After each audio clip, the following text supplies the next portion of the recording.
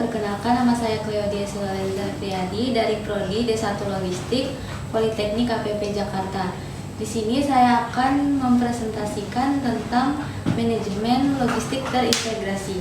Jadi di sini logistik dalam perusahaan bisa diibaratkan aliran darah dalam tubuh. Aliran darah yang lancar membuat tubuh menjadi sehat. Demikian pula apabila logistik dalam perusahaan berjalan lancar, maka perusahaan akan sehat.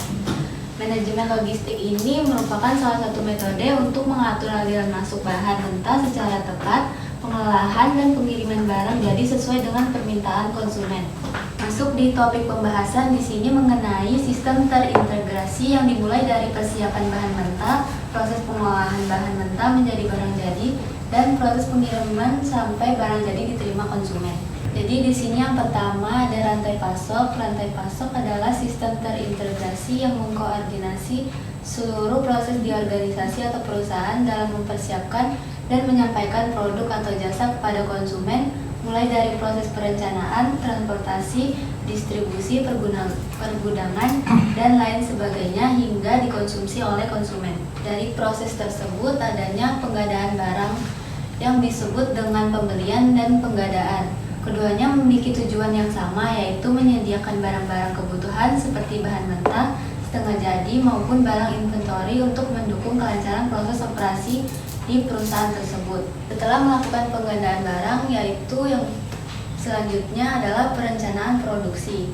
Bentuk proses transformasi input menjadi output di bidang manufaktur ini. Perencanaan merupakan kesepakatan dari tim pemasaran yang memprediksi penjualan dan kapan produk jasa harus disediakan.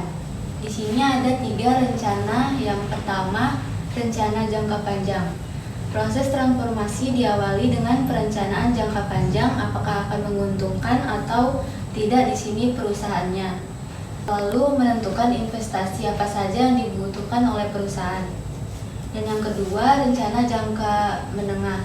Setelah proses rencana jangka panjang, rencana ini dibuat lebih detail, misalnya rencana bulanan yang dibuat menjadi rencana harian, termasuk perkiraan inventory yang akan muncul. Tujuannya untuk menyeimbangkan agregat demand dan agregat capacity.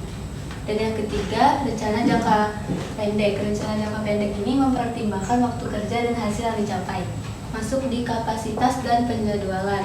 Kapasitas ini menunjukkan batas maksimum pekerjaan yang bisa dilakukan untuk melakukan proses transformasi input menjadi output sesuai dengan perubahan tingkat permintaan. Dan penjadwalan ini memiliki 3 penjadwalan. Terdiri dari yang pertama, backward schedule atau forward schedule.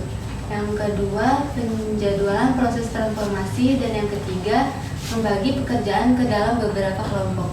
Dari proses-proses tersebut, adapun tujuan utama sebuah organisasi atau perusahaan adalah melayani konsumennya yang diberikan oleh demand management yang baik berupa service level dan tingkat responsif yang optimum untuk menggali permintaan akan jumlah jenis dan periode keinginan dan kebutuhan konsumen eksternal perusahaan. Dalam selisih antara demand dan produksi ini menimbulkan inventory.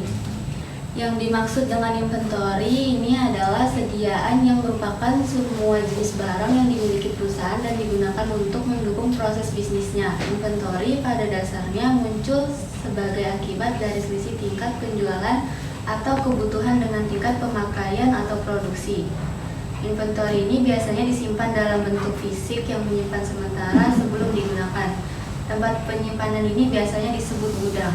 Yang dimaksud dengan gudang di sini adalah tempat penyimpanan sementara dan pengambilan inventory untuk mendukung kegiatan operasi bagi semua proses operasi berikutnya, ke lokasi distribusi atau kepada konsumen akhir. Dan yang terakhir, masuk ke pembahasan distribusi dan transportasi. Distribusi merupakan aktivitas pergerakan barang dan jasa dari pemasok hingga konsumen dan transportasi menjadi hal yang penting juga dalam proses distribusi, yaitu transportasi akan memudahkan dalam proses distribusi atau kegiatan menyalurkan suatu barang.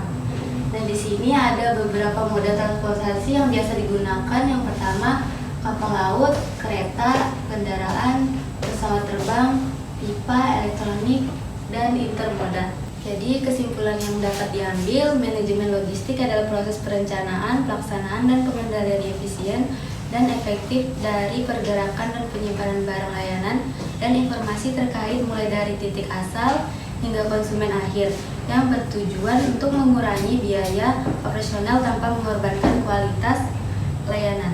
Sekian presentasi dari saya Cleo Silorenta Friyadi. Terima kasih atas perhatiannya. Wassalamualaikum warahmatullahi wabarakatuh.